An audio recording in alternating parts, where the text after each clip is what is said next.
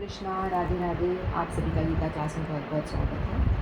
ओम अज्ञानतिमिरन्धस्य ज्ञानञ्जनशलाकया चक्षुरुन्मिलितं येन तस्मै श्रीगुरुवे नमः। गुरुवे गौरचन्द्राय राधिकायै तदालय कृष्णाय कृष्णभक्ताय तद्भक्ताय नमो नमः।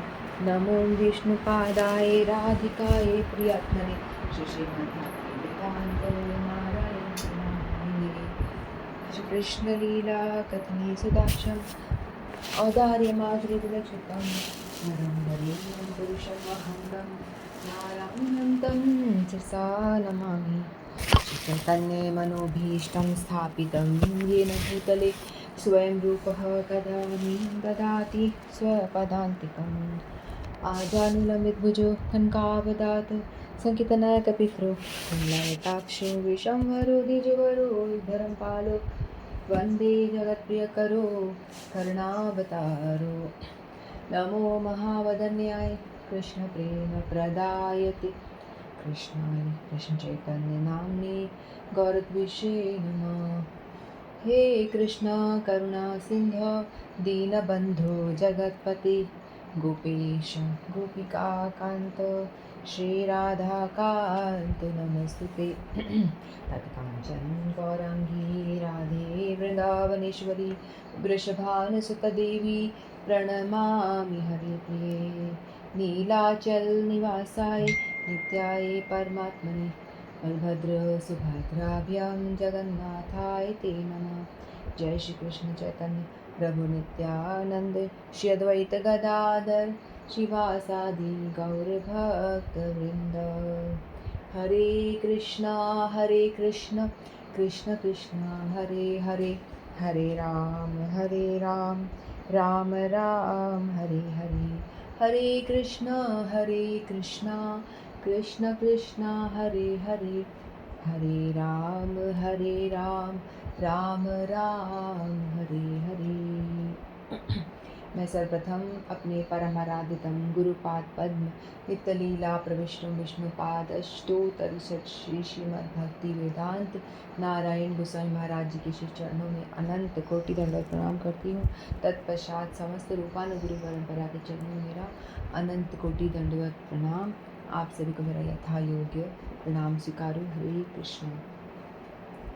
गोवर्धनधरं वन्दे गोपालं गोपरूपिणं गोकुलोत्सव ईशानं गोविन्दं गोपिकाप्रियं। गोवर्धनधरं वन्दे गोपालं गोपरूपिणं गोकुलोत्सवेशानं गोविन्दं गोपिकाप्रियम्। अध्याय 15 श्री पुरुषोत्तम योग। श्री भगवानुवाच ऊर्ध्वमूलमधशाखम् अश्वत्थं प्राहुरव्ययं छन्दांसि यस्य पर्णानि यस्तं वेद स वेदवित्। न रूपं न सेतथोपलभ्यन्ते नान्तो न चादि न च सम्प्रतिष्ठा। अश्वत्थमेनं सुविरूढमूलम् असङ्गशस्त्रेण दृढेन छित्त्वा ततः पदं तत् परिमार्गितव्यं यस्मिन् गता न निवर्तन्ति भूयः। तमेव चाद्यं पुरुषं प्रपद्ये यतः प्रवृत्तिः प्रसता पुराणी। निर्माणे मोहा जितसङ्गदोषा अध्यात्मनित्या विनिवृत्तकामः। द्वन्द्वे विमुक्तः सुखदुःखसङ्गे गच्छन्ति मूढाः पदमं व्ययं तत्। न तद्भासते सूर्यो न शशाङ्को न पावकः यद्गत्वा न निवर्तन्ते तद्धाम परमं मम। ममेवांशो जीवलोके जीवभूता सनातना मनः षष्ठानीन्द्रियाणि प्रकृतिस्थानि कर्षति। शरीरं यद्वाप्नोति यच्चाप्युत्क्रामतीश्वरः गृहीत्वैतानि संयाति वायुर्गन्धानि वाशयात्। श्रोत्रं चक्षुः स्पर्शनं च रसनं घ्राणमेव च अधिष्ठाय मनश्चायं विषयानुपसेवते। उत्क्रमान्तं सितं वापि भुञ्जानं वा गुणान्वितं विमूढानानुपश्यन्ति पश्यन्ति ज्ञानचक्षुषः यतन्तो योगिनश्चैनं पश्यन्त्यात्मन्यवस्थितं यतन्तो अकृतात्मानो नैनं पश्यन्त चेतसः यदादित्यगतं तेजो जगद्भासतेऽखिलं यच्चन्द्रमसि यच्चाग्नो तत्तेजो विधिमामकं गामाविश्य च भूतानि धारयां यः मोजसा पुष्णामि चौषधिः सर्वा सोमो भूत्वा रसात्मकः अहं वैश्वानरो भूत्वा प्राणिनां देहमाश्रितः प्राणापानसमायुक्तः पचाम्यन्नं चतुर्विधम् सर्वस्य चाहं हृदि सन्निविष्टो मत्तः स्मृतिर्ज्ञाहनं बोहनं च वेदेश सर्वैरहमेव वेदो वेदान्तकृतवेदविदेव चाहं द्वामिवो पुरुषो लोके क्षरश्चाक्षर एव च क्षरः सर्वाणि भूतानि कूटस्थोऽक्षर उच्यते उत्तमा पुरुषत्वन्यः परमात्मीयो दाहता यो लोकत्रयमाविश्य बिभर्तव ईश्वरः यस्मात् सर्वमतीतोऽहम् अक्षरादपि चोत्तम अतोऽस्मि लोके वेदे च प्रथितः पुरुषोत्तमं यो मामेव सम्मूढो जानाति पुरुषोत्तमं स सर्वविद भजति मां सर्वभावेन भारत इति गुह्यतमं शास्त्रम् इदं मुक्तं मया नद एतद्बुद्धत्वा बुद्धिमान् स्यात् कृतश्च भारत। ॐ तत्सदिति श्रीमद्भगवद्गीतासु उपनिषत्सु ब्रह्मविद्यायां योगशास्त्रे श्रीकृष्णार्जुनसंवादे पुरुषोत्तमयोगो नाम पञ्चदशोऽध्यायः समाप्तं। श्रीकृष्णार्पणमस्तु। हरे कृष्णा। तो हमारा 15वां अध्याय पूरा हो चुका। तो आज हम जल्दी कोशिश करेंगे कि रिवीजन दे सकें। भगवान से प्रार्थना करते हैं कि बुद्धि दे, सही तरह से रिवीजन हमारा हो और सही शब्द सही समय पर निकले। हरे कृष्णा। तो हमारा अध्याय, इससे पहले वाला अध्याय तो हमने पढ़ा नहीं है, लेकिन उसमें 14 चैप्टर में प्रकृति के 3 मोड्स के ऊपर डिस्क्रिप्शन था और किस तरह से जो प्रकृति के 3 गुणों के अधीन जीव होता है इस बारे में बताया गया था। फिर इस चैप्टर में बताया कि हम जानें कि प्रकृति का जो रूपी वृक्ष है इसके बारे में, यानी मटीरियल वर्ल्ड को भगवान ने इसमें जानकारी दी। तो ये जो अध्याय है ये 20 श्लोकों का अध्याय था, है ना। और बताया गया है कि ये जो अध्याय है शास्त्र बताया गया है। यदि आप कोई वेद वेदांत ये सब पढ़ते हो, जो इनका जो निचोड़ निकलता है वही जो इम्पोर्टेंट तत्व की बात है वो इस शास्त्र के रूप में इस अध्याय में बताई गई हैं, जो कि सिर्फ 18 श्लोक में बता दी और लास्ट के 2 श्लोक तो भगवान ने सिर्फ उपसंहार किया है। ठीक है। तो सबसे बेसिकली ये जो पूरा अध्याय है 5 पार्ट में हम डिवाइड कर सकते हैं। तो पहला हमने देखा था कि संसार वृक्ष प्रकरण, यानी संसार वृक्ष के बारे में भगवान ने बताया तो 1 और 2 श्लोक में, है ना। फिर सेकंड बताया परम पद प्रकरण, यानी 3, 4, 5, 6 श्लोकों में भगवान ने परम पद के बारे में बताया जो भगवान का अपना धाम है। फिर जीव तत्व के बारे में बात हुई थी 7 से 11 श्लोकों में। फिर ईश्वर तत्व के बारे में भगवान ने बताया 12 से 18 श्लोक में। फिर लास्ट 19 और 20 उपसंहार प्रकरण। इस तरह से पूरे इन 20 श्लोकों को 5 भाग में विभाजित कर सकते हैं, है ना।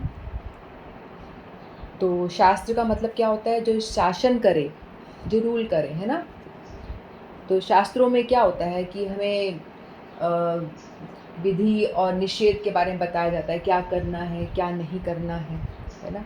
तो ये सब बातें बताते हैं जिससे कि हम जीवों का उद्धार हो। एक तरह से तो शास्त्र जो है हमारे ऊपर शासन ही करते हैं, ये काम करना है करो, ये नहीं करना, अवॉइड डूइंग दिस वर्क, ऐसा होता है ना। कि आपको गलत आचरण नहीं करना है, तो शास्त्र हमें निर्देश देते हैं कि हमें क्या करना है और क्या नहीं करना, उस तरह से। तो एक तरह से कह सकते हैं हमें हमारे ऊपर शासन करता है। इसीलिए ये जो पुरुषोत्तम योग है, ये भगवान स्वयं का नाम पुरुषोत्तम है, तो उन्हीं का ये योग है। यानी उनसे किस तरह से जुड़ना, योग यानी जुड़ना, भगवान से जुड़ना, ठीक है। और जो मुख्य 3 बातें हैं जो हर एक शास्त्र यानी इसमें दिया जाता है, संसार यानी मटीरियल, प्रकृति, मटीरियल वर्ल्ड संसार वृक्ष के रूप में बताया गया यहाँ पे, प्रकृति, जीव और भगवान, है ना। प्रकृति के विषय में भी यहाँ बात हुई, जो संसार वृक्ष की बात हो रही है। फिर जीव तत्व के बारे में भगवान ने बातें करी, फिर बाद में भगवत तत्व भगवान ने अपने खुद के विषय में भी बताया। तो इसीलिए इसमें पूरा का पूरा जो ज्ञान है मटीरियल वर्ल्ड के बारे में, जीव के बारे में और भगवान के स्वयं के बारे में, भगवान के धाम के बारे में भी भगवान ने चर्चा करी। तो ये सारा ज्ञान एक ही अध्याय में आता है, इसीलिए ये भगवद गीता का बहुत ही मुख्य अध्याय है। तो अध्याय 15 है, ये बहुत ही इम्पोर्टेंट अध्याय माना जाता है, क्योंकि शास्त्र का सारा निचोड़ इस अध्याय में भगवान ने बता दिया गया, तीनों विषय में बात करी है। और फिर भगवान बताते हैं कि जो इस संसार वृक्ष को जान लेता है वो वेदवित है। वेदवित यानी बुद्धिमान, बहुत ही बुद्धिमान, वेदों का ज्ञाता। जो वेदों को जानता है उसे बोला जाता है वेदवित। तो सबसे पहले भगवान ने यहाँ बताया, श्री भगवान उवाच ऊर्ध्वमूलमथ शाखम् अश्वत्थं प्राहुरव्ययं छन्दांसि यस्य पर्णानि यस्तं वेद स वेदवित्। तो भगवान ने यहाँ पे एक ऐसा शाश्वत अश्वत्थ वृक्ष के बारे में बताया। अश्वत्थ का मतलब होता है पीपल का वृक्ष। उस पीपल के वृक्ष के बारे में भगवान बात कर रहे हैं, जिसकी की जड़ें ऊपर की ओर हैं और शाखाएं नीचे की ओर और पत्तियां वैदिक स्तोत्र हैं। जो इस वृक्ष को जानता है वही वेदों का ज्ञाता है। जो इस वृक्ष के बारे में यानी ये भौतिक संसार के विषय में जो जान लेता है, भगवान कहते हैं कि वही वेदवित है, वेदों का ज्ञाता है। तो भगवान ने इसके बारे में हमें वर्णन किया था कि जो शाखाएं ऊपर की ओर है, एक जो छाया होती है ना छाया उसी चीज़ की होती है, ओरिजिनल कोई चीज़ होती है तो उसी की छाया होती है ना। मैं खड़ी हूँ तो मेरे सूरज की रोशनी में मैं खड़ी हूँ तो मेरी छाया धरती पे आ रही है। तो जो छाया है वो तो सही नहीं है ना, वो तो कोई रियल नहीं है। रियल मैं हूँ तो मेरी छाया पड़ रही है धरती पर, है ना। उसी तरह से यहाँ बताया गया है कि ये जो वृक्ष उल्टा वृक्ष है, जिसको कि प्रकृति संसार वृक्ष की तुलना दी गई है, तो भगवान ने इसको छाया मात्र ही बताया है कि वो एक छाया है ना। तो यदि वो छाया है, प्रतिबिंब है, तो एक उसका ओरिजिनल फॉर्म भी तो होगा ना। प्रतिबिंब उसी का ही होता है जिसका कि ओरिजिनल फॉर्म होता है। छाया उसी की होती है ना जिसका ओरिजिनल फॉर्म है। तो भगवान बताते हैं कि ये जो संसार वृक्ष रूपी मैंने बताया है, तो ये जो ओरिजिनल वृक्ष है वो तो मेरा धाम है, ठीक है। वो मेरे धाम में जो वृक्ष है वो सीधा है, उसकी प्रतिबिंब पड़ रही है, उल्टी पड़ रही है। हमने ऐसा कोई वृक्ष देखा? नहीं देखा, लेकिन हम देख सकते हैं यदि हम कभी तालाब के किनारे जाके बैठेंगे तो हमें जो एक वृक्ष तालाब के किनारे है उसका प्रतिबिंब हम देखते हैं तो उल्टा दिखाई देता है। जड़ें ऊपर की ओर, फिर तना, फिर ब्रांचेस, शाखाएं, है ना। वो शाखाएं ऊपर नीचे हो रही हैं, थोड़ा ऊपर कहीं नीचे, इस तरह से। तो भगवान ने बताया कि ये जो संसार प्रकृति, जो मटीरियल वर्ल्ड है, भौतिक लोक है, ये जो स्पिरिचुअल लोक है उसका प्रतिबिंब मात्र ही है। तो यहाँ हम लोग असली खुशी की खोज करते हैं। हम सब लोग अपने अपने हिसाब से, अपने अपने जो अटैचमेंट्स है उसके अकॉर्डिंगली हम मटीरियल वर्ल्ड में अपनी खुशियों को ढूंढने का प्रयास करते हैं। शायद मैं ये प्रसाद या ये भोग खा लूँ, ये मिल जाए गुलाब जामुन रसगुल्ला तो मुझे आनंद होगा, या मैं यहाँ चली जाऊँ तो आनंद होगा, या ये कर लूँ, ये मुझे प्राप्ति हो जाए तो आनंद होगा। तो ये सारा जो हम चाह हमारी है, भोग आसक्ति, ये सारा छाया मात्र है। तो भगवान बताते हैं कि इस संसार में तुम्हें आनंद की प्राप्ति नहीं हो सकती। रियल आनंद तुम्हें वहीं मिलेगा जब तुम जो ओरिजिनल वृक्ष है उसको जानोगे, उसके विषय में तुम जुड़ोगे, चर्चा करोगे, तो ही तुम्हें रियल आनंद की प्राप्ति होगी। जैसे मैंने वो उदाहरण दिया ही था, वो हार वाला, हार का प्रतिबिंब तालाब में पड़ रहा था। जब उसको ढूंढा गया, फिर बताया कि कोई पेड़ पे वो टंगा हुआ है, तो वहाँ जो ओरिजिनल था वो ऊपर था, है ना। उसी तरह से हम लोगों को भी, हम सारे आत्मा हैं। जो आत्मा है वो भगवान परमात्मा का अंश है ना। तो जब आत्मा परमात्मा से जुड़ेगी तभी रियल आनंद की प्राप्ति होगी, है ना। लेकिन मटेरियल वर्ल्ड और आत्मा, इसका कोई मेल नहीं है। हम लोग क्या करते हैं, हम सारे आत्मा हैं लेकिन अपने आप को आत्मा रूप में जानते नहीं हैं। हम लोग, जो हमारे ऊपर कवरिंग आ गई है, अनर्थों की कवरिंग आ गई है, जो माया के संसर्ग में आने से, माया के साथ में हम आ गए, उसकी वजह से जो हमारा अंतःकरण जो है बहुत अशुद्ध हो गया है, उसकी वजह से हम अपनी आत्मा को पहचान नहीं पाते, है ना। हम उसको पहचान नहीं पाते और इसीलिए हम इस मटेरियल वर्ल्ड में ही मतलब प्रयास करते रहते हैं कि हमें आनंद की प्राप्ति हो जाए, आनंद की प्राप्ति हो जाए। लेकिन हम कितना प्रयास करते हैं, अपना आड़ी चोटी का क्या जोर लगा देते हैं, एड़ी चोटी क्या बोलते हैं, तो भी हमें प्राप्ति नहीं होती है, सुख की प्राप्ति होती नहीं है ना। तो वही भगवान बताना चाह रहे हैं कि भगवान ने यहाँ पे भेद बताया है स्पिरिचुअल वर्ल्ड का और मटेरियल वर्ल्ड का।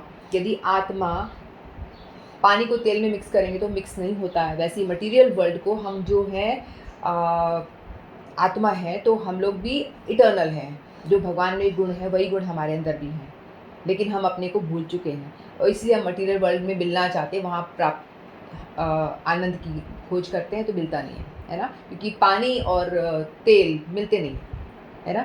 तो हम जब भगवान से कनेक्ट होंगे, भगवान से कनेक्ट होंगे तो हमें रियल आनंद की, ब्लिस की प्राप्ति होगी। ऐसा भगवान ने 1 और 2 जो श्लोक है उसमें डिस्क्रिप्शन बताया कि एक स्पिरिचुअल वर्ल्ड है और एक ये आध्यात्मिक मटीरियल वर्ल्ड, ठीक है। फिर नेक्स्ट श्लोक में भगवान ने बताया, इस वृक्ष की शाखाएं ऊपर और नीचे फैली हुई हैं और प्रकृति के तीनों गुणों द्वारा पोषित हैं। इसकी टहनियाँ इंद्रिय विषय, इस वृक्ष की जड़ें नीचे की ओर भी जाती हैं और मानव समाज के सकाम कर्मों में बंधी हुई हैं। तो ये भगवान ने फिर बताया था कि जैसे इसकी टहनियाँ हैं, जो पेड़ बताया उल्टा है, तो जड़ें ऊपर है और उसके बाद ब्रह्मलोक आता है, सबसे जो मेन लोक है ब्रह्मलोक आता है, उसके नीचे फिर बाद में और दूसरे जो 14 भुवन है ना, सारे लोग इस वृक्ष की टहनी के अंदर ही आ जाते हैं सारे, फिर ब्रांचेस निकलते रहते हैं। तो उसी में ब्रांचेस कैसे, जैसे हम जो कर्म करते हैं, प्रकृति के 3 गुणों से हम लोग बंधे हुए हैं, है ना। अपने अपने जो टेस्ट और हमारा कर्म है ना, उसके हिसाब से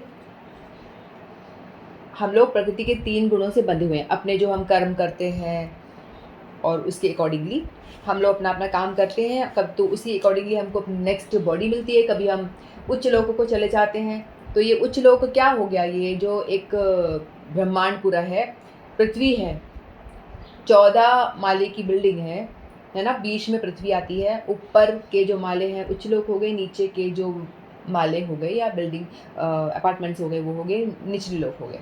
तो हम यहाँ पे प्रकृति के 3 गुणों के अधीन हो करके हम लोग इस संसार वृक्ष में रह रहे हैं और अपना अपना कर्म किए जा रहे हैं, है ना। और कर्म कर रहे हैं, अच्छे कर्म करते हैं तो हमें उच्च लोकों की प्राप्ति होती है। तो हम लोग कभी कभी देवता बन जाते हैं, कभी हम इंद्र बने होंगे, कभी हम भूत प्रेत बने होंगे, कभी हम कुत्ते बिल्ली बने होंगे।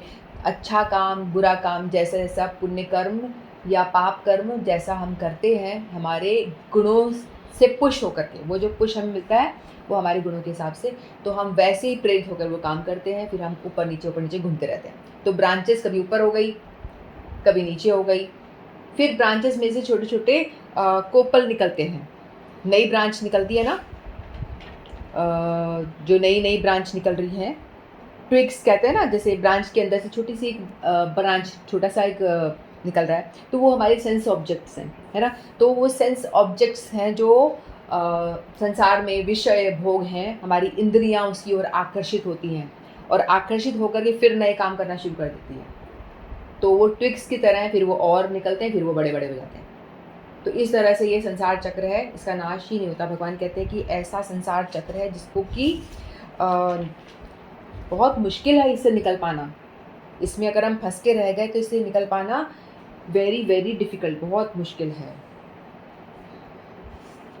तो इंसान मरता है, फिर इंद्रिय भोग करता है, फिर वो अपने भोग के अकॉर्डिंगली फिर वो योनियाँ ऐसे ऊपर नीचे करता रहता है। इस तरह से वो फंसा ही रह जाता है। तो भगवान कहते हैं कि यहाँ ये जो संसार चक्र है, इसका आदि अंत कुछ भी नहीं है। समझ में नहीं आता कि इस संसार का वास्तविक स्वरूप का अनुभव इस जगत में नहीं किया जा सकता। कोई भी यह नहीं समझ सकता कि इसका आदि कहाँ है, अंत कहाँ है और इसका आधार कहाँ है, ऐसा कोई जान नहीं पाता। लेकिन मनुष्य को चाहिए कि इस जड़ मूल वाले वृक्ष को विरक्ति के शस्त्र से काट गिराए। तत्पश्चात उसे ऐसे स्थान की खोज करनी चाहिए जहाँ जाकर लौटना ना पड़े। तो यहाँ भगवान बताते हैं उपाय। पहले तो भगवान ने बताया कि प्रकृति के अंदर जो भौतिक वृक्ष है, जो उल्टा है, अश्वत्थ वृक्ष का नाम दिया, क्योंकि अश्वत्थ वृक्ष जो है वो चेंज नहीं होता और काफ़ी जड़ें उसकी मजबूत होती हैं, कई 1 किलोमीटर तक ऐसी फैली होती हैं। तो इसीलिए वो वृक्ष का उदाहरण भगवान देते हैं, उदाहरण देके समझाने का प्रयास करते हैं हम लोगों को। तो हम लोग इस भौतिक जगत में, हम तो जीव हैं, हम तो मर जाते हैं, हमारा अंत तो हो जाता है। आत्मा तो नहीं मरती, लेकिन हमारा शरीर अंत हो जाता है। लेकिन भगवान कह रहे हैं कि जो ये जो चक्र है ना, संसार चक्र, ये शाश्वत है, ये कभी ख़त्म नहीं होता। तुम चले जाओगे लेकिन तुम्हारे आगे जनरेशन आती जाएगी। ऐसे करते करते ये चक्र जो है, ये संसार चक्र कभी ख़त्म नहीं होता और इसको हमें क्या करना पड़ेगा? काटना पड़ेगा, है ना। भगवान बताते हैं कि इस संसार चक्र को तुम्हें काट के बाहर निकलना है। तुम यहाँ माया में फंस गए हो, तुम्हें इंद्रिय भोग में फंस चुके हो, मैं मेरा में तुम इतनी बुरी तरह फंस गए हो, ये मेरा, इसमें आसक्त हो रखे हो और यहाँ पे फंसे पड़े हो। तो तुम फंसे ही रहना चाहोगे क्या? तुम्हें मैंने इस धरती पे भेजा, तुमने भोग करने की इच्छा करी, मुझसे द्वेष करा, तो तुम्हें मैंने यहाँ पे भेज दिया। जेल है ये, इस संसार को जेल है ये, जो हम समझते ही नहीं। हमें लगता है कि हमारे आराम से रहने की जगह है, जबकि हम रोज़ देख रहे हैं कोई परमानेंट रह ही नहीं पाया यहाँ पे। चाहे हम अपना पूरी व्यवस्था कर लेते हैं कि बड़ा बंगला बना लूँ, इसमें सारे ऐशो आराम लगा दूँ, सारा आराम से रहने के लिए मेरी सुविधाएं जुटा लूँ, और मान लो मैंने सारी सुविधाएं जुटा ली, घर में सारा बंगला बना लिया और अगले दिन हार्ट अटैक और मर गई, तो क्या मैंने भोगा उस घर को? यूज़ ही नहीं कर पाए। तो इसीलिए हम लोग ये चीज़ तो समझते ही नहीं है कि हम यहाँ पर बहुत ही टेम्पररी हैं और हमारा मेन मोटिव क्या है यहाँ आने का, वो हम समझने का प्रयास नहीं करते। और हम लोग फिर भी हम देख रहे हैं कि सामने लोग मरे जा रहे हैं, हमारे लोग आ रहे हैं, लेकिन कोई भी टिक नहीं पाया ना। हमारे दादा परदादा इतने हमें पता ही नहीं, एक दादा का पता है, उसके आगे एक परदादा का पता है, उसके बाद में तो पता ही नहीं कितना लंबा चल रहा है, हम जानने का प्रयास भी नहीं करते, है ना। तो ये इस चक्र से निकलने का प्रयास करना चाहिए। भगवान कहते हैं कि ये संसार में जो भी कुछ चीज़ें, भौतिक चीज़ें या मैंने प्रोवाइड करी है, इसको तुमने क्या करा? अपने भोग के लिए इस्तेमाल कर लिया। मैं और मेरा में फंस गए कि ये सब मेरा ही है, मैं ही हूँ मालिक। तो यही सारी प्रॉब्लम की जड़ है ना। तो भगवान कहते हैं कि मेरा इससे निकलो और इस वृक्ष को काटो असंग शस्त्रेण से। भगवान कहते हैं इस वृक्ष को तुम्हें काटना पड़ेगा, नहीं तो तुम निकल नहीं पाओगे यहाँ से। इस वृक्ष की जड़ें इतनी मजबूत हैं कि निकलना बहुत डिफ़िकल्ट है। तो तुम्हें कैसे काटना है? भगवान कहते हैं विरक्ति के शस्त्र से काट गिराएं। विरक्ति रूपी शस्त्र से काट गिराओ। विरक्त होने का मतलब ये तो हमने कई दफ़ा डिस्कस किया है कि ये नहीं है कि वेश बना लिया जाए, साधु बन करके जाके बैठ जाओ जंगल में, ये विरक्ति की बात नहीं है। विरक्ति का यहाँ पे अर्थ बताया गया है कि आप संसार में रहो, संसारी व्यक्ति की तरह रहो, जैसा आपका भगवान ने रोल दिया है वो, आप एक स्त्री हो, पुरुष हो, बहू हो, कुछ भी हो, डॉक्टर हो, ये हो, वो हो, जो भी कुछ हो, आप उसी वेश में, उसी ये नाटक मंच है ये पूरा, इसमें आप अपना अभिनय बेस्ट करो। जिसको टीचर का अभिनय मिला है वो टीचर का अभिनय बढ़िया तरीके से करे, जो पायलट है उसको पायलट का अभिनय करना है, जो एयर होस्टेस है वो एयर होस्टेस का अभिनय करे, है ना। जो डॉक्टर है या जो भी आप व्यवसाय कर रहे हो, वो अपना जो अभिनय वाला पार्ट आपको मिला हो, ये समझो अभिनय का पार्ट दिया गया आपको, उसको आप बढ़िया बेस्ट तरीके से निभाओ, लेकिन विरक्त होकर के निभाना। विरक्ति के शस्त्र से काटने का मतलब है कि इसको उसमें आसक्त मत हो जाओ कि मैं ये हूँ, मैं ये कर रही हूँ, ये पैसा मेरा, ऐसा नहीं। तो यही है विरक्ति का शस्त्र से काटना, मतलब आप अटैचमेंट को अपना ढीला करते जाओ, और अटैचमेंट ऐसे ही विरक्ति आना पॉसिबल नहीं है। तो इसमें क्या होता है, दो साथ साथ में प्रोसेस करने पड़ते हैं।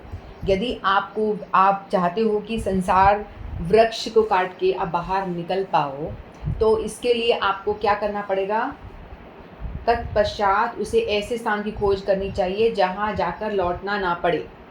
परम पद की प्राप्ति वाली बात हो रही है यहाँ पे, है ना। पहले आप विरक्ति के शस्त्र से काटने का निर्णय तो लो कि मैं इस वृक्ष को काटना चाहती हूँ, फिर उसके बाद में तत्पश्चात ऐसे स्थान की खोज करनी है जहाँ जाकर लौटना ना पड़े। तो जो हमारे लिए सर्वश्रेष्ठ स्थान है वहाँ जाने का प्रयास करना है, जहाँ उस भगवान की शरण ग्रहण कर ली जाए, जिससे अनादिकाल में प्रत्येक वस्तु का सूत्रपात तथा विस्तार होता आया है। तो हमें क्या करना है, उस परम पद की प्राप्ति की खोज करना है कि हम इस संसार से विरक्त होकर के क्या करेंगे, उस परम पद की प्राप्ति करेंगे, है ना। तो उस परम पद की प्राप्ति करने के लिए हमें क्या चाहिए, हमारे पास में हम जाना चाहते हैं उस परम धाम को, है ना। हमें भगवान ने इस अध्याय में भी बताया कि मेरा धाम कैसा है। भगवान हमको थोड़ा सा प्रलोभन दे रहे हैं, लालच दे रहे हैं कि मेरा धाम ऐसा है, देखो यहाँ क्यों पड़े हो, जेल है ये मृत्यु लोक है, यहाँ दुख कष्ट ही है, यहाँ कुछ नहीं मिलने वाला तुम्हें, कितना ही हाथ पैर मार लो, यहाँ पे कोई व्यक्ति खुश हो ही नहीं सकता। लगता है कि वो बड़ा खुश है, लेकिन अंदर से जाके उसके झांक के देखो, बताएगा संपत्ति बहुत है तो अपने स्वजनों का दुख है, वो कोई परेशान कर रहा होता है, कहीं किसी को पुत्र परेशान करे, किसी को पुत्रियां परेशान करी, किसी को पति, किसी को पत्नी, किसी को सास, किसी को ससुर, किसी को देवर ननद, पता नहीं क्या क्या है। तो ये सारा जो रिश्ते नाते हैं सभी एक दूसरे को प्रॉब्लम क्रिएट करने के लिए होते हैं, सब एक दूसरे को परेशान कर रहे होते हैं। तो कोई भी सुखी नहीं है, क्योंकि भगवान कह रहे हैं कि बनाया ही मैंने मृत्यु लोक, नाम ही मृत्यु लोक दिया है, तो यहाँ पे सब मरने आए हैं, सब मरेंगे। और यहाँ पे कोई दुखालय है क्या, बढ़िया बढ़िया नाम दिए भगवान ने, दुखालय, मृत्यु लोक, और हम सोच रहे यहाँ हमें सुख मिलने वाला है, तो सुखालय है ही नहीं। तो पुस्तकालय में पुस्तक मिलती है ना, मदिरालय में मदिरा मिलती है, तो दुखालय में क्या मिलेगा, कॉमन सेंस की बात है, दुखालय में दुख मिलेगा। तो हम लोग सोच रहे हैं सुख मिलेगा, सुख उसी को मिलेगा जो भगवान के शरणागत है और भगवान से अपने आप को जोड़ने का प्रयास कर रहा है। या व्यक्ति ने यदि निर्णय ही ले लिया कि मैं आज से भगवत भक्त बनना चाहता हूँ, मैं भगवान के आश्रित होना चाहता हूँ, यदि निर्णय मात्र भी ले लिया तो भी हम, भगवान कहते हैं कि उसको भी साधु ही समझो। जिसने एक दृढ़ निश्चय कर लिया कि मैं आज से कोई उल्टे काम नहीं करूँगा या करूँगी, मैं सिर्फ भगवान के ही आश्रित होकर चलूँगी, और भगवान जो कहते हैं, जैसा भगवान गीता में हमें बताते हैं, मैं उसका पालन अच्छे से करूँगी। तो भगवान आपकी जो एक निश्चितता, आपका जो निश्चय है, उससे प्रसन्न होंगे। और भगवान कहते हैं कि ये इसने सोच लिया है वहाँ जाना है मुझे, तो वो चलने का प्रयास कर रहा है, चाहे धीरे चले या फास्ट चले, लेकिन वो डायरेक्शन पता चल गया जाना कहाँ है, तो वो स्लोली भी चलेगा, कछुए की चाल में भी, तो वो एक दिन वो पहुँच ही जाएगा। उसको पता तो चल गया ना भाई, डेस्टिनेशन क्या है, जाना कहाँ है। तो निश्चय करना चाहिए हमको कि परम पद वहाँ जाना है। तो उसके लिए भगवान बताते हैं कि क्या क्या आपकी क्वालिफिकेशन है, वहाँ जाने के लिए क्या क्या आपको करना पड़ेगा, यानी क्या आपके वो हैं, वीज़ा, पासपोर्ट, ये सब चाहिए होता है ना किसी जगह जाते हैं तो। निर्माण मोहाजित संग दोषा अध्यात्म नित्या विनिवृत्त कामा द्वंद्वे विमुक्ता सुख दुख संग गच्छन्ते मूढ़ा पदमंगयन्ता। जो झूठी प्रतिष्ठा, मोह और कुसंगति से मुक्त है, झूठी प्रतिष्ठा मान सम्मान की जो प्रतिष्ठा हमारे अंदर होती है ना, कि सब मुझे मान दे, सबको मेरे आगे प्रणाम झुकें, प्रणाम करें, ये हमारे अंदर होता है। तो भगवान कहते हैं कि इससे यदि तुम्हें दूर हटना है तो तुम्हें दूसरों को मान देना शुरू कर देना चाहिए। अमानी न मान देय कीर्तनीय सदा हरि, प्रणादपि सुनिचेन तरोरपि सहिष्णुना। भगवान ने बताया ना, चैतन्य महाप्रभु ने अपने आप को अपने तृण से, घास से भी नीच समझना चाहिए। घास जो होता है उसके ऊपर लोग पैर रख के चलते हैं, पैर रख के चले जाते हैं तो भी वो खड़ा हो जाता है, मरता नहीं है। उसी तरह से हम लोगों को भी उस तृण से सीखना चाहिए कि हमें, यदि हम दूसरों को मान देंगे, सम्मान हर एक जीव को, सबके अंदर भगवत दर्शन करना चाहिए कि जैसी आत्मा मेरे अंदर है, जैसी भगवान तत्व मेरे अंदर है, वैसा ही भगवान तत्व, भगवत तत्व सभी के अंदर है। परमात्मा स्वरूप में भगवान सभी जीवों के अंदर विराजमान है। तो सबका मुझे रिस्पेक्ट करना चाहिए, नो मैटर कोई पशु हो, पक्षी हो, क्योंकि उसके अंदर भी तो भगवान है ही। सबके अंदर भगवत तत्व है, परमात्मा रूप में भगवान हर एक जीव के अंदर है। तो ये दृष्टि करनी चाहिए कि सबको मैं सम्मान दूँ। यहाँ तक कि बताया गया कि जो कण कण में भगवान परमात्मा, जो ब्रह्म है, भगवान का फॉर्म, 3 प्रतीतियाँ ब्रह्म रूप है, वो कण कण में व्याप्त है, सब जगह सर्वत्र व्याप्त है। कण कण में मतलब हर एक वस्तु में भी है भगवान। तो इससे हमें ये भी है कि हम लोगों को किसी वस्तु का भी अनादर नहीं करना है। जीव तो छोड़ो, कोई चीज़ पड़ी है तो हम लोग क्या करते हैं, ठोकर मार के चले जाते हैं, ये भी गलत है। हमें किसी जीव को भी, किसी वस्तु को भी ठोकर मार के नहीं निकलना, उसको भी उठा करके सम्मान के साथ में रख देना, क्योंकि वो हमारे किसी ना किसी काम आता है, वो भी है ना। तो इस तरह से बताया गया कि जब एक एक चीज़ को हम सम्मान देना सीखेंगे तो अपने आप अपना खुद का सम्मान पाने की इच्छा नष्ट हो जाती है। तो मान सम्मान, झूठी प्रतिष्ठा, फिर बाद में मोह। मोह क्या है, मैं और मेरा। जब हम मैं और मेरा को छोड़ के भगवान को ही मेरा मान लेंगे तो ये मैं मेरा छूट जाएगा। मेरा भगवान को मानना, एक भगवान मेरे हैं, भगवान को, भगवान सबके है ना, हम भगवान के हैं, ये बात ठीक है, लेकिन हमें मानना है कि भगवान मेरे हैं, ये वाली बात नहीं आती हमारे अंदर, है ना। हम सबके घर में अपने अपने विग्रह हैं, तो हमको सोचा ये मेरे हैं, पर्सनल मेरे हैं, ऐसा विचार करना चाहिए। और ये मेरे हैं, ये मेरे से मेरा इनका रिलेशन है, और मैं इनके साथ में अपनी बातें कर सकती हूँ, अपना दुख सुख सब कुछ मैं इनके साथ में शेयर कर सकती हूँ।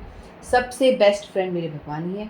तो ऐसा मान करके हमें दूसरा कुसंग अपने आप छूट जाएगा जब भगवान के साथ में आपका रिलेशन हो जाता है। तो फिर बताया, जो शाश्वत तत्व को जानते हैं, जिन्होंने भौतिक काम को नष्ट कर दिया है, जो सुख दुख से द्वंद्व से परे हैं।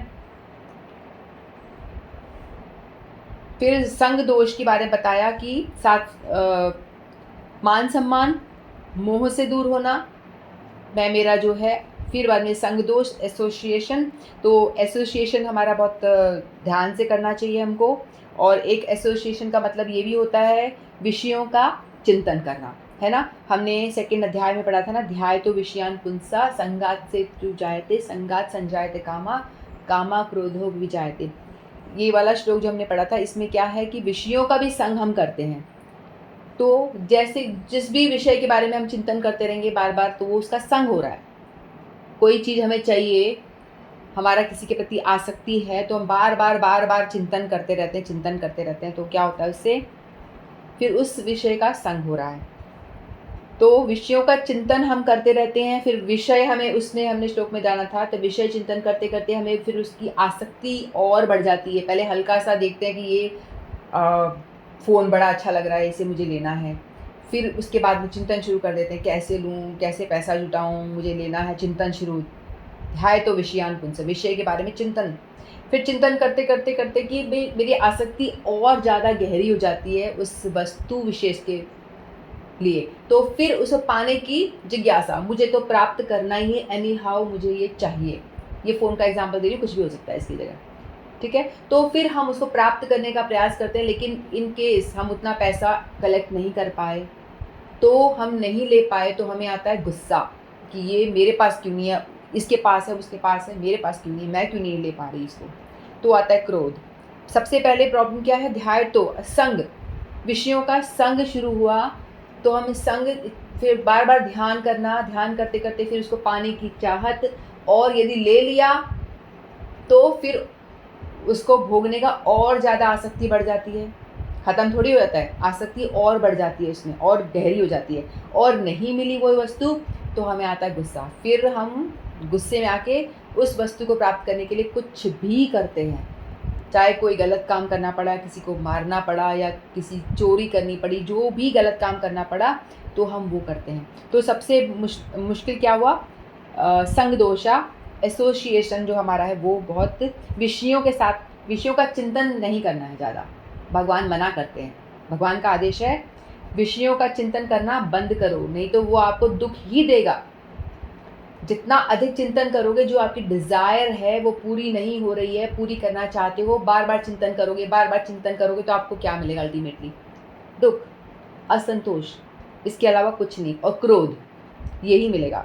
तो भगवान कहते हैं कि अपने संग को, एसोसिएशन को मुझसे जोड़ो, है ना। अपना चिंतन जो है मेरे प्रति लगाओ, तो तुम्हें सुख की प्राप्ति होगी।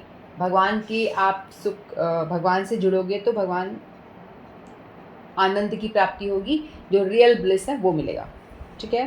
फिर उसके बाद में क्या करना है? फिर भगवान के शरणागत होके भगवान का चिंतन करते करते फिर अध्यात्म नित्या बताया। अध्यात्म नित्या यानी शरणागत होकर के भगवान की या गुरु का पदाश्रय लेकर के उसके बाद में जैसा हमें गाइड करें उसके अकॉर्डिंगली भजन करना। तो ये हो गया भजन प्रक्रिया को बोलते हैं अध्यात्म नित्या, है ना। मान सम्मान से दूर हो जाओ, मोह को त्याग दो, मैं मेरा से दूर हो करके संग दोष, एसोसिएशन पे ध्यान दो, और एसोसिएशन सही हो, भगवान के साथ जुड़ो, भगवान के भक्तों के साथ जुड़ो। उसके बाद में अध्यात्म नित्या हो जाओ, यानी शरणागत होकर के भगवत भजन में निरंतर लगो, निरंतर लगो। फिर बाद में सुख दुख के संगे गच्छन्त मुड़ा पदम व्ययम तप। फिर सुख दुख के जो द्वंद्व है उनसे भी मुक्त हो जाओ। द्वंद्व से कैसे मुक्त होगा? सुख हो दुख हो सबको सम समझना, दुख सुख, सर्दी गर्मी, जो दो दो होते हैं वो सब, तो उन सब से विचलित ना होकर के यदि आप भगवान के शरणागत हो तो डेफिनेटली धीरे धीरे आपके अंदर ये गुण आ जाएंगे, है ना। यहाँ बताया ना, जड़ से काटो पेड़ को, तो काटने के साथ साथ में आपको भगवान के और बढ़ना है, अध्यात्म नित्या होना है। तो जैसे परम पद की प्राप्ति के लिए भगवत भजन करना शुरू करोगे, जैसे जैसे आप भगवान की ओर बढ़ोगे, धीरे धीरे संसार रूपी जो वृक्ष है अपने आप कटता जाएगा। ऐसे ही नहीं कटेगा, साथ में आपको दो काम करने पड़ेंगे। जैसे आप भगवान की तरफ मुड़ोगे तो असंग अपने आप होता जाएगा।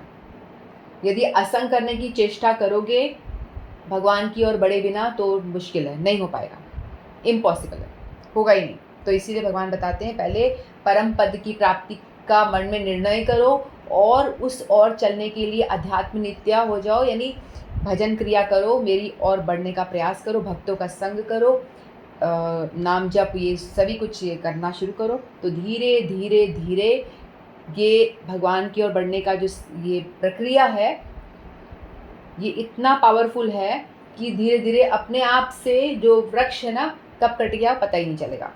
तो बेसिकली यहाँ पे बताया गया है काटने, जो ये वृक्ष है ना, संसार रूपी वृक्ष को काटने के लिए बेसिकली बोला गया है, ज्ञानियों के लिए, योगियों के लिए बोला गया है, क्योंकि इनके लिए बहुत डिफिकल्ट है काटना।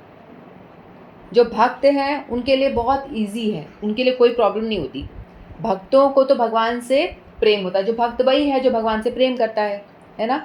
तो कृत्रिम जड़ें जो है, जो कृत्रिम जो जड़ें, ममता आसक्ति रूपी जो जड़ें हैं वो काटना बहुत ईजी है भक्तों के लिए। उन्हें पता भी नहीं चलेगा, जैसे जैसे गुरु बताते जा रहे हैं जैसे जैसे वैसे वैसे वो करते जा रहे हैं, करते करते करते उन्हें पता भी नहीं चलेगा कब वो जड़ कट गई, कब वो पेड़ को काट दिया गया, कट गया उनका, पता ही नहीं चलेगा, बहुत ही आसानी से हो जाएगा वो। लेकिन जो दूसरे अभक्त हैं, ज्ञानी हैं, योगी हैं, जो वैराग्य धारण करके आसक्ति से दूर रहना है, नहीं नहीं मुझे अच्छा नहीं देखना, नहीं नहीं ये नहीं करना, इस तरह से करते हैं, उनके लिए बहुत ज़्यादा डिफ़िकल्ट है। लेकिन भक्तों के लिए बताया गया है कि ये काटना, वृक्ष को काटना कोई मुश्किल नहीं है, बहुत इजीली काट पाएंगे वो, क्योंकि भगवान के नाम में इतना अधिक पावर है कि वो ईजीली आप वो सब चीज़ों को ओवरकम कर सकते हो। फिर भगवान बताते हैं अपनी धाम जाने की विशेषताएं बताई, ये क्वालिटीज़ आपके अंदर होनी चाहिए, तभी आप मेरे धाम में एंट्री कर सकते हो। जब तक अपने मोह को लेकर चलोगे और अभिमान को लेकर चलोगे तो भगवान को बिल्कुल पसंद नहीं। अभिमानी लोग भगवान को बिल्कुल पसंद नहीं। भगवान को बड़े ही जो बिल्कुल क्या बोलते हैं, अमानी, जिसका कोई अपना मान नहीं है, इस तरह के लोग होते हैं ना, बिल्कुल नीचे झुक के रहते हैं, वो बड़े पसंद आते हैं। फिर भगवान अपने धाम के विषय में बताते हैं कि मेरा धाम कैसा है, तुम्हें वहाँ आना है ना, तो बताता हूँ मैं कैसा मेरा धाम है। न तद्भास्यते सूर्यो न शशांको न पावक यद गत्वा न निवर्तन्ते तद्धाम परमं मम। मेरा धाम है, वहाँ पे सूर्य की जरूरत नहीं है, शशांक, चंद्रमा, पावक, अग्नि, इनका कोई काम नहीं है। तो इसका मतलब अंधेरा है। सूरज रोशनी देता है, चंद्रमा रोशनी देता है, अग्नि रोशनी देती है, और कौन रोशनी का और सा कौन सा सोर्स है? भगवान कहते हैं ये सोर्सों को रोशनी मैं देता हूँ। ये सोर्स जो तुम्हारे लिए बड़े इंपॉर्टेंट हैं इस धरती पे, सूरज नहीं है तो हमारी लाइफ पॉसिबल नहीं है, चंद्रमा नहीं है तो भी पॉसिबल नहीं है। लेकिन भगवान कहते हैं कि मेरी ब्रह्म ज्योति यानी मेरे शरीर से जो तेज निकल रहा है, उसी से मेरा धाम स्वतः प्रकाशित है। मुझे और कोई आर्टिफिशियल सूरज, चंद्रमा, अग्नि वग्नि कुछ नहीं चाहिए। ऑलरेडी मेरा धाम बड़ा प्रकाशित है, और मेरी ब्रह्म ज्योति जो मेरे अंग कांति से निकल रही है, उससे एक सूर्य चंद्रमा की बात नहीं हो रही। ये एक सूर्य चंद्रमा तो हमारा एक ब्रह्मांड के लिए है ना। वैसे ही अनंत ब्रह्मांडों में अनंत अनंत सूर्य चंद्रमा हैं, उन सबको भी मैं ही प्रकाशित कर रहा हूँ। मेरी ब्रह्म ज्योति से ही वो सब प्रकाशवान है। एक सूरज की तेज आप देखो कितना होता है, ऊपर करके आँख नहीं मिला सकते आप। तो वो भगवान अपने धाम के बारे में बताते, ऐसा मेरा धाम है जहाँ सूरज चंद्रमा की कोई आवश्यकता नहीं है और वो स्वयं प्रकाशित है। फिर बताते हैं भगवान, ममेवांशो जीवलोके जीवभूत सनातन मनष्ठानी इंद्रियाणी प्रकृति स्थानी कर्षति। भगवान कहते हैं जीव के बारे में बताते हैं कि जीव जो है मेरा अंश है, जीव मेरा अंश है। तो इस बद्ध जगत में सारे जीव मेरे शाश्वत अंश हैं। बद्ध जीवन के कारण वे छहों इंद्रियों में से घोर संघर्ष कर रहे हैं, जिसमें मन भी सम्मिलित है। षष्ठानी इंद्रियाणी बताया क्योंकि इंद्रियां तो 5 है हमारी, जो हमें फंसा के रखती है इस जंजाल में, संसार वृक्ष में फंसाए हुए हैं, है ना। आँखों को अच्छा देखना, खाना, जिह्वा को टेस्ट, आस्वादन, कानों को बड़ा सुंदर मधुर गान सुनना है, म्यूज़िक सुनना है, त्वचा को बढ़िया स्पर्श। तो ये सारी 5 इंद्रियां फंसा करके रखती हैं। मन जो है उनके साथ होता है, क्योंकि मन हमारा राजा है, सारी इंद्रियों का राजा है। मन सबको ग्रांट करता है, हाँ ठीक है मुझे अच्छा खाने का मन कर रहा है, मन कहता है हाँ चलो, तो मन लेके जाता है। मन साथ होता है तभी बात बनती है, मन साथ नहीं होता तो बात नहीं बनेगी, तो वो इंद्रियों को चुप करा देगा। मन साथ नहीं देगा तो वो इंद्रियां चुप बैठ जाएंगी। इंद्रियों ने मन करा कि मुझे खाना है, पिज़्ज़ा खाना है, चलो मुझे पिज़्ज़ा खाना है, मुझे लेके चलो, तो मन को बोला। मन यदि समझदार है, यदि हमारा व्यक्ति भजन कर रहा है तो उसको पावर मिलेगा। यदि कोई हरिनाम करता है और भगवान से जुड़ा हुआ है, कनेक्टेड है, कनेक्टेड का मतलब रोज़ साधना कर रहा है, कुछ ना कुछ रोज़ उसका जप चल रहा है, रोज़ 16 राउंड्स कर रहा है, वो रोज़ भगवत गीता ये सब पढ़ रहा है, तो मतलब कुछ ना कुछ भक्ति की क्रिया कर रहा है डेली बेसिस पे, रेगुलर, तो उसको इतना पावर ऑटोमेटिकली भगवान प्रदान करते हैं। तो उसका मन भी स्ट्रांग होगा, बुद्धि भी स्ट्रांग होगी। ये इंद्रियों का खेल कैसे बताया गया ना, एक घोड़ा गाड़ी है, जो घोड़े हैं वो इंद्रियां हैं, हमारी 5 इंद्रियां, और जो मन है वो लगाम है, और सारथी बुद्धि है, और जो ट्रैवल करने वाला है वो आत्मा है। तो वही हमारा हाल, हमारा शरीर ऐसा ही है। तो इंद्रियां हमारे जो घोड़े हैं वो रथ को लेके इधर उधर भागती हैं। कोई इंद्री बोलती है यहाँ चलो, कोई बोलती है यहाँ चलो, मुझे ये चाहिए वो चाहिए, इधर भागती हैं, और लगाम मन खींच रहा है। यदि व्यक्ति स्पिरिचुअली कनेक्टेड नहीं है तो उसकी जो बुद्धि है वो स्ट्रांग नहीं होगी। फिर बुद्धि जो है मन को ऑर्डर देगी, बुद्धि यदि स्ट्रांग है तो ऑर्डर देगी कि नहीं, लगाम टाइट करो, इसकी नहीं जाना है, इधर इस रास्ते नहीं चलना है ना। तो बुद्धि स्ट्रांग होगी तो लगाम टाइट से पकड़ेगा वो, घोड़ों को राइट डायरेक्शन में स्ट्रेट लेके जाएगा। नहीं तो मन भी यदि सेंस ऑर्गन के साथ में हो गया तो जहाँ जहाँ इंद्रिया भागी मन बोला चल भाई, यहाँ मूवी देखने, हाँ चल, अच्छा रेस्टोरेंट में खाना, हाँ चलो, ये गलत काम करना, हाँ हाँ बिल्कुल चलो चलो, मन एकदम साथ होके साथ देगा और सारा गलत काम करेगा। छठे अध्याय में भगवान ने बताया ना, मन यदि आपका सबसे बड़ा दोस्त है, यदि वो भगवान से कनेक्टेड है, और सबसे बड़ा दुश्मन है यदि वो आप पे कंट्रोल में नहीं है। दुश्मन हो गया ना, सारे गलत काम करवाएगा वो। तो आपका सबसे बड़ा दुश्मन मन ही है और सबसे बड़ा दोस्त भी मन ही है। बस बात ये है कि मन को, लगाम को टाइट पकड़ने के लिए हमें अपना कनेक्शन भगवान से जोड़ना पड़ेगा, और बुद्धि स्ट्रांग होगी तभी हमारा जो एक घोड़ा गाड़ी है ना वो सही रास्ते चलेगी। और आत्मा जो ट्रैवल कर रहा है, यदि मन लगाम कंट्रोल में नहीं है तो आत्मा कभी इधर गिर रहा है कभी उधर गिर रहा है, बेचारा उसका हाल कितना बुरा हो रहा है। तो वैसे ही हमारी आत्मा का हाल होता है, यदि हम स्पिरिचुअल प्रैक्टिस नहीं करते, अध्यात्म की ओर नहीं बढ़ते, तो आत्मा हमारा इतना दुखी होता है, कभी इधर पड़ रहा है कभी उधर पड़ रहा है, क्योंकि गाड़ी ठीक से चल ही नहीं रही ना, है ना। तो इसको एक और तरह से अपन समझ सकते हैं कि माता पिता और उसके बच्चों का तो आदत है ये दो मम्मी, ये दो वो दो, है ना। तो कुछ चीज़ें वो अच्छी मांगते हैं, कुछ गलत मांगते हैं। एकदम ठंडी है, ठंड के टाइम में आइसक्रीम खानी है, जिद कर रहे हैं, तो मम्मी तो होती है बेचारी, बात मान लेती, ठीक है ले पकड़ पैसा खा ले, है ना। और वही बुद्धि स्ट्रांग होगी, यानी पिताजी स्ट्रांग होंगे तो कंट्रोल करेंगे, मन को भी डांट लगा देंगे, तुम क्या कर रहे हो, ये गलत कर रही हो। बच्चे की हर डिज़ायर थोड़ी पूरी करनी है, जो गलत है तो उसको नहीं मानना है, तो उसको कंट्रोल करेंगे मन को भी। तो उसी तरह से, और मन तभी कंट्रोल होगा जब हमारी बुद्धि स्ट्रांग कब होगी, जब हम स्पिरिचुअल प्रैक्टिस करेंगे, अपने आप को भगवान से जोड़ेंगे। तो भगवान यहाँ बताते हैं कि मम्मीवांशु जीवलोके जीवभूता सनातन। तो इस बद्ध जगत में सारे जीव मेरे शाश्वत अंग हैं। इस बद्ध जीवन के कारण, क्योंकि हम लोग माया के संसर्ग में आ गए, तो हम बंध गए यानी बंध गए, बद्ध जीव हो गए हम, के कारण इन 6 इंद्रियों के घोर संघर्ष कर रहे हैं, है ना। कुछ ना कुछ प्राप्ति की डिजायर है, उसको पाने के लिए संघर्ष कर रहे हैं, जिसमें मन भी सम्मिलित है, मन भी उसके अंदर साथ में रहता है। फिर 8वें श्लोक में भगवान बताते हैं, शरीरम यद्वाप्नोति यच्चाप्युत्क्रामतीश्वर गृहीत वेतानि संयाति वायुर्गंधानि वाशयात्। इस संसार में जीव अपनी देहात्म बुद्धि को एक शरीर से दूसरे इसी तरह ले जाता है जिस तरह वायु सुगंधित को ले जाता है। इस प्रकार एक शरीर धारण करता है और फिर दूसरे इसे त्याग कर दूसरा धारण करता है। तो भगवान बताते हैं किस तरह से एक आत्मा जो है वो एक शरीर को छोड़ के दूसरे शरीर में कैसे चली जाती है। भगवान एक उदाहरण के साथ समझाते हैं, जिस तरह की वायु जो है वो जहाँ से पास होती है, यदि वो फूल के बागान से पास हो रही है तो वहाँ की फूलों की खुशबू अपने साथ लेकर के चली जाती है।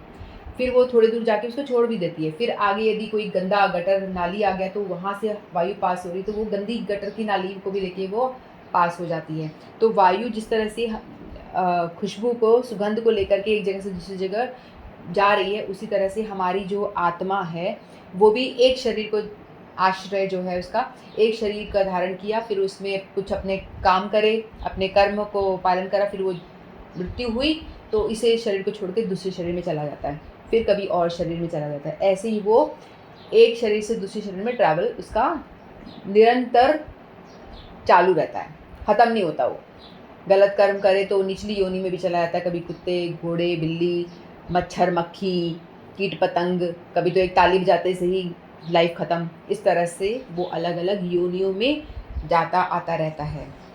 तो भगवान यहाँ बताते हैं, फिर बताते हैं, इस प्रकार दूसरा स्थूल शरीर धारण करके जीव विशेष प्रकार का कान, आँख, नाक, फिर वो दोबारा दूसरा शरीर मिलता है, फिर अपनी वो इंद्रियां जो मिली है उसको स्पर्श इंद्रिय, त्वचा प्राप्त करता है, शरीर मिलता है, और मन के चारों ओर संकुचित है। इस प्रकार वह इंद्रिय विषय में विशिष्ट समुच्च का भोग करना, फिर से वो अपना वही कार्य चालू कर देता है। दूसरा शरीर जैसे ही मिलता है, फिर वो अपने पुराने संस्कार जो लेकर के आया होता है वही संस्कार उसके अंदर होते हैं, फिर दोबारा से वो इंद्रिय भोग में लग जाता है। उत्क्रमांतं श्रुतं वापि भुञ्जानमगुणान्वितं विमूढानानु पश्यन्ति ज्ञान चक्षुषः। उत्क्रमांत का मतलब है शरीर को त्यागते हुए मूर्ख न तो ये समझ पाते हैं कि जीव किस प्रकार अपना शरीर त्यागता है, न ही वे समझ पाते हैं कि प्रकृति के प्रकृति के गुणों के अधीन वह कैसे इस शरीर का भोग करता है, लेकिन उसकी आंखें ज्ञान में प्रशिक्षित होती हैं तो वह सब कुछ देख पाता है। जो मूर्ख व्यक्ति है, मानी जो संसार में लोग हैं सारे प्राय सब मूर्ख ही हैं, सभी मूर्ख हैं, क्योंकि किसी को कुछ पता नहीं है। सब संसार में जी रहे हैं, मर रहे हैं, जी रहे हैं, मर रहे हैं, यही तो कर रहे हैं। कौन गीता पढ़ने आ रहा है, कौन कुछ कर रहा है, बताओ कितने आ रहे हैं। जो भगवान से जुड़ना ही नहीं चाहते तो वो जानेंगे कैसे? जानेंगे तो तभी ना जब आएंगे, जब कुछ सीखेंगे, जब खुद से प्रयास करेंगे कुछ। तो वही भगवान कह रहे हैं कि जो एक तो उत्क्रमांतम का मतलब है कि शरीर को छोड़ना, फिर स्थितम का मतलब है दूसरे शरीर में जाके स्थित हो जाना। आत्मा एक शरीर को छोड़ करके दूसरे शरीर में जाके स्थित हो जाती है, तो उत्क्रमांतम स्थितम वापी, वहाँ पे जाके घुस गई। फिर भुंजानम अगुणान्वितम, भुंजानम यानी फिर से वो अपनी इंद्रियां भोग में लग जाता है, भोग करते हुए, फिर भोग करते हुए फिर अपने 3 गुणों के अधीन होकर के वो भोग करता रहता है। इस तरह से उसका चलता रहता है। लेकिन मूर्ख व्यक्ति वो जान नहीं पाता। जो विमूढ़ है, मूढ़ नहीं है, जो बुद्धिमान है, जो भगवान से जुड़ना चाहता है, वो ये सब समझ पाता है कि ये क्यों हो रहा है, कि देखो ऐसे शरीर मिलता है, फिर आत्मा है दूसरे शरीर में जाती है। वो ठीक से क्लैरिटी के साथ में ये सब चीज़ देख के समझ पाता है। तो भगवान ही बता रहे हैं। फिर यतंतो योगिनिश्चयनम पश्यांतमंतवस्थित यतंतो प्रतात्मानो नैनम पश्यन्ति चेतसः। तो आत्म साक्षात्कार को प्राप्त प्रयत्नशील योगी जन यह सब स्पष्ट रूप से देख पाता है। जो आत्म साक्षात्कार करना चाहता है, आत्मा परमात्मा के विषय में जो जानना चाहता है, जिज्ञासु होता है, वो यत्न करके ये सब चीज़ों को अच्छे से समझ पाता है। लेकिन जिसके मन विकसित नहीं होते और जो आत्म साक्षात्कार प्राप्त नहीं है, वे प्रयत्न करके भी नहीं देख पाते कि क्या हो रहा है। उन्हें समझ में नहीं आता कि ऐसा हो क्या रहा है, क्यों हो रहा है, व्यक्ति क्यों मर रहा है, क्यों जन्म ले रहा है, ऐसा सब वो समझ नहीं पाता है।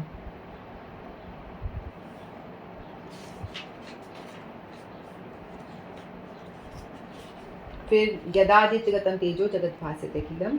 फिर भगवान यहाँ बताते हैं, पहले भगवान ने सूर्य चंद्रमा के विषय में भगवान ने बात की थी, है ना। फिर भगवान अब उसी चीज़ को थोड़ा सा और आगे बताते हैं कि सूर्य का तेज और सारे विश्व के अंधकार को दूर करता है। सूरज कितना इम्पोर्टेंट है सबके लिए। विश्व अंधकार दूर हो, नहीं अगर वो एक दिन नहीं हुआ तो क्या हाल हो, अंधेरा हो जाए। मुझसे ही निकलता है, भगवान बताते हैं कि वो सूरज जो है मेरे से ही प्रकाश पाता है। चंद्रमा की अग्नि और तेज भी मुझसे ही उत्पन्न है।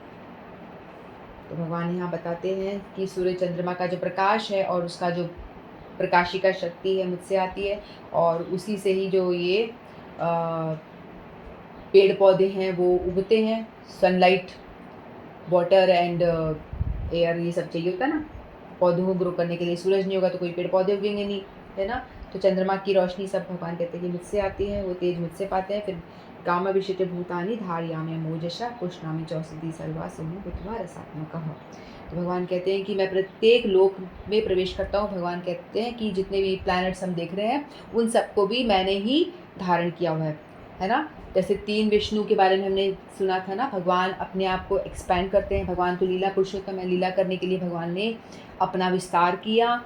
बलदेव प्रभु बलराम जी, फिर उनसे संकर्षण होते हैं, फिर संकर्षण से 3 विष्णु होते हैं, है ना।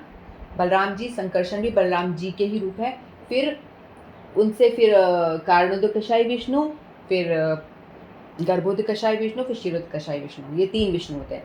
तो जो कारणोदकशाई विष्णु है उनसे अनंत ब्रह्मांड निकलते हैं, उनके रोम रोम से अनंत अनंत ब्रह्मांड प्रकट होते हैं। फिर इतने सारे ब्रह्मांड प्रकट हो गए तो उन ब्रह्मांड का संचालन करने के लिए वो कारणोदकशाई विष्णु या महाविष्णु भी कहते हैं उनको, वो अपना आपको और एक्सपैंड करते हैं। तो उसमें से गर्भोदकशाई विष्णु होते हैं जो सभी ग्रहों के अंदर, ब्रह्मांड के अंदर गर्भ में प्रवेश कर जाते हैं।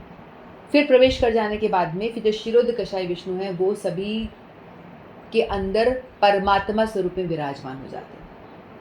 वो सभी के अंदर, फिर सबके हृदय में, हमारे पास एक तोता है ना, जो बताते हैं ना कि एक डाल पे 2 तोते बैठे हुए हैं, तो वैसे ही हमारे अंदर भी हृदय रूपी डाल पे 2 तोते बैठे हुए हैं। एक जो है खट्टे मीठे फल खा रहा होता है, यानी हमारी आत्मा सुख दुख भोग रहा है, और दूसरा जो पक्षी है वो परमात्मा रूप में सिर्फ देख रहा है कि इसके जो एक्टिविटीज़ नोट कर रहा है, ये अच्छे कर्म कर रहा है, ये बुरे कर्म कर रहा है, उसका लेखा जोखा मेंटेन कर रहा है।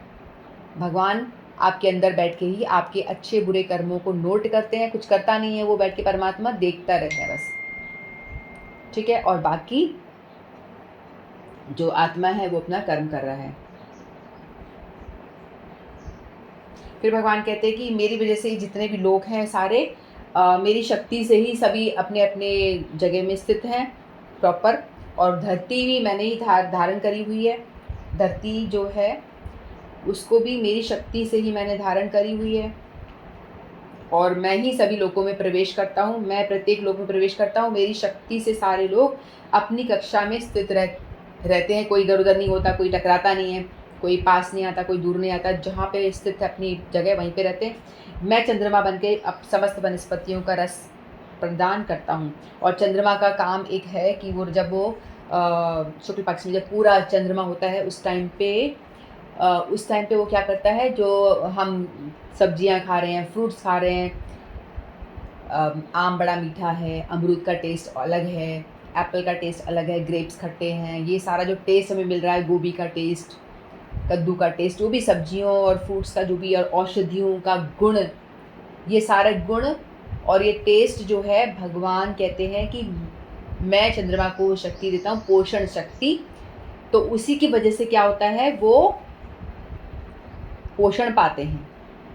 यानी मैं ही अल्टीमेट रीज़न हूँ इसके पीछे भी। इसी वजह से सारी वनस्पतियाँ उगती हैं, सब में रस प्राप्त होता है, रस और पोषण प्राप्त होता है। फिर भगवान कहते हैं कि अहम वैश्वानरो, वैश्वानरो मतलब होता है पाचक अग्नि के रूप में, जो पाचन तंत्र अग्नि पचाती है ना। मैं समस्त जीवों के शरीर में पाचन अग्नि हूँ, वैश्वानर हूँ। और मैं ही श्वास प्रश्वास प्राण वायु में रहकर 4 प्रकार के अन्नों को पचाता हूँ। तो भगवान ही कह रहे हैं कि मैं उगने के लिए भी मैं ही रिस्पॉन्सिबल, सूर्य, फिर उनमें पोषण डालने के लिए भी मैं ही रिस्पॉन्सिबल हूँ। मेरी वजह से, चंद्रमा की प्रकाश की वजह से ही सभी वनस्पतियों में, औषधियों में पोषण तत्व और रस मिलता है उसमें। फिर आप उसको खा लेते हो, खाने के बाद में मेरा काम ख़त्म नहीं हुआ, तो भी मैं तुम्हारे लिए और सेवा करता हूँ।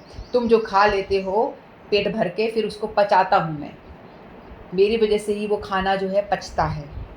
तो मैं ही वो वैश्वानर अग्नि हूँ जिसके आमाशय में जाकर के अग्नि रूप में प्रकट होता हूँ और आपके खाने को पचाता हूँ। भगवान ऐसा कहते हैं।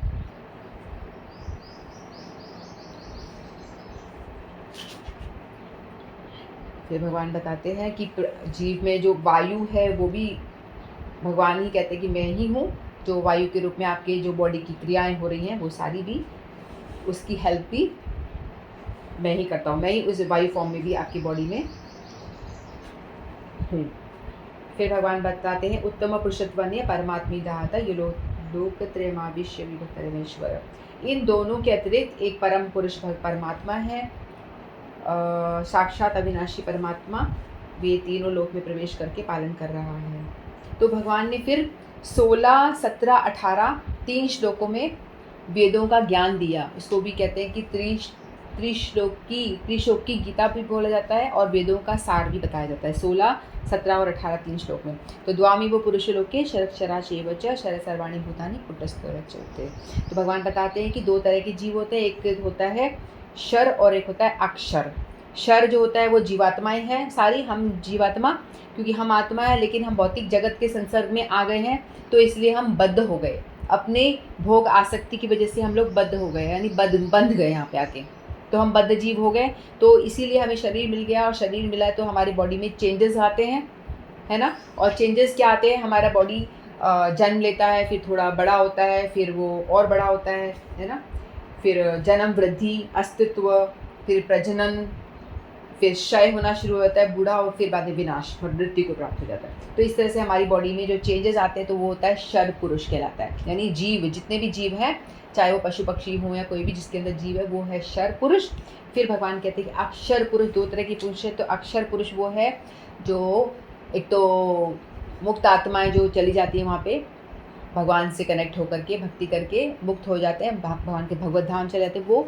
फिर दूसरे भगवान के जो अवतार हैं, राम, नरसिंह, वामन, वराह, ये सब जो हैं, ये सब भी भगवान के अक्षर पुरुष कहलाते हैं, जो अच्युत हैं, है ना। और ये इनका कभी भी क्षय नहीं होता, इनमें कोई वृद्धि वगैरह ऐसा कुछ नहीं होता, और हमेशा उनके अंदर भगवत अभिमान रहता है। फिर भगवान बताते हैं, और यहाँ पे भगवान ये भी बताते हैं, भगवत ब्रह्म की बारे में बताते हैं कि मैं सब जगह सर्वत्र व्याप्त हूँ। जो ब्रह्म है ना, वो कण कण में सर्वत्र व्याप्त है। भगवान की एनर्जी जो अंग कांति है, वो ब्रह्म रूप में सर्वत्र कण कण में व्याप्त है, जिसको कि ब्रह्म कहा जाता है। तो यहाँ भगवान ने अपने बारे में बताया, अपने बारे में ही, भगवत तत्व के बारे में ही नहीं बताया, जबकि भगवान ने भगवत तत्व के बारे में जो तीन उनका रूप, तीन प्रतीतियाँ होती हैं ना भगवान की, ब्रह्म, परमात्मा और भगवान स्वयं, इसके विषय में भी भगवान ने डिस्क्राइब किया। तो 16वां श्लोक में भगवान ब्रह्म के बारे में भी बता रहे हैं कि कैसे मैं कण कण में व्याप्त हूँ। फिर अब उत्तम पुरुषत्वन, फिर भगवान बताते हैं कि उससे भी श्रेष्ठ शर अक्षर पुरुष जो बताया, उससे भी श्रेष्ठ जो है, इन दोनों से अतिरिक्त एक परम पुरुष परमात्मा है, जो साक्षात अविनाशी भगवान है, और इन दो जो तीनों लोकों में प्रवेश करके उनका पालन करता है। तीनों लोक, ये जो 14 भुवन बताया गया है, ऊपर के लोग, नीचे के लोग और पृथ्वी लोग, तो ये तीनों लोकों में प्रवेश करके, यानी वो परमात्मा जो सबके हृदय में प्रवेश करके अंतर्यामी परमात्मा जो होता है। तो 16 में बताया ब्रह्म के विषय में, और यहाँ बताया परमात्मा के विषय में कि इससे भी अन्य जो एक पुरुष है, वो परमात्मा स्वरूप में है, लेकिन वो भगवान का ही अंश है, मेरी ही प्रतीति है, ऐसा भगवान कहते हैं। फिर भगवान बताते हैं, यस्मात् शर्मति तोहम अक्षरादपि चोत्तम अतोऽस्मि लोके वेदे च प्रथित पुरुषोत्तम। चूँकि मैं शर तथा अक्षर दोनों से परे हूँ, और चूँकि मैं सर्वश्रेष्ठ हूँ, अतएव मैं इस जगत में तथा वेदों में परम पुरुष के रूप में विख्यात हूँ। अब भगवान यहाँ अपने विषय में बता रहे हैं कि मैं शर और अक्षर दोनों से परे हूँ, यानी ब्रह्म और परमात्मा ये मेरी ही प्रतीतियाँ हैं, मेरा ही अंश है, मेरा ही स्वरूप है। तो कुछ लोग इनकी भी पूजा करते हैं, इन्हें मानते हैं, लेकिन भगवान कह रहे हैं कि जो सर्वश्रेष्ठ है वो है पुरुषोत्तम रूप मेरा। पुरुषोत्तम यानी जो भगवान का ओरिजिनल फॉर्म है, भगवान कृष्ण का जो फॉर्म है, 2 हाथ वाला, वही पूर्ण पुरुषोत्तम भगवान है। कहते हैं कि जो इन दोनों से परे, ब्रह्म और परमात्मा से परे जो इसको जानता है, वही सर्वश्रेष्ठ है, ज्ञानी है, सर्वश्रेष्ठ ज्ञानी है। फिर 19 और 20 में भगवान ने बताया कि जो भगवान कहते हैं कि हे भरत, जो ज्ञानी पुरुष मुझको इस प्रकार तत्व से पुरुषोत्तम जानता है, वह सर्वज्ञ पुरुष सब प्रकार से निरंतर मुझ वासुदेव परमेश्वर को ही भजता है। तो भगवान यहाँ गुह्यतम ज्ञान बताते हैं यहाँ पे कि हे निष्पाप, 20वें श्लोक में बताते हैं, हे निष्पाप अर्जुन, इस प्रकार यह अति रहस्ययुक्त गोपनीय शास्त्र मेरे द्वारा कहा गया, जिसको तत्व से जानकर मनुष्य ज्ञानवान और कृतार्थ हो जाता है। तो पहले भगवान ने अपने रूप बताए, अपनी प्रतीतियाँ बताई कि मैं ब्रह्म भी हूँ, मैं परमात्मा भी हूँ, और मैं पूर्ण पुरुषोत्तम भगवान भी हूँ, कृष्ण हूँ। तो आप जो ज्ञानी है, जो सबसे ज़्यादा अक्लमंद है, वो जानेगा कि मुझे किसके आश्रित होना है। साध्य और साधना, हमारा साध्य क्या है, हमें किसकी पूजा करनी है, वो डिसाइड करना बहुत ज़रूरी है। हम ब्रह्म की करेंगे तो हम ब्रह्म में लीन हो जाएंगे, परमात्मा की करेंगे तो हमें क्या सिद्धि मिलेगी, है ना। और यदि हम भगवान कृष्ण की पूजा करेंगे तो हमें परम पद की प्राप्ति होगी, जहाँ से जाकर कोई वापस नहीं आता। आना चाहे तो आ जाओ, लेकिन कोई आना नहीं चाहेगा, है ना। वहाँ से जाने के बाद जहाँ आपको आनंद मिल रहा है, वहाँ से कौन लौट के आना चाहेगा, कोई भी नहीं आना चाहेगा। इसीलिए कहते हैं यहाँ पहुँचे कोई मेरे धाम से लौट कर वापस नहीं आता। जो सर्वश्रेष्ठ गुह्यतम बात यही है, सर्वश्रेष्ठ जो गुह्यतम बात क्या बताई, इति गुह्यतमं शास्त्रम इदम उक्तम मया नद एतद् बुद्धद्वा बुद्धिमान स्यात् कृतस्कृतस्य भारत।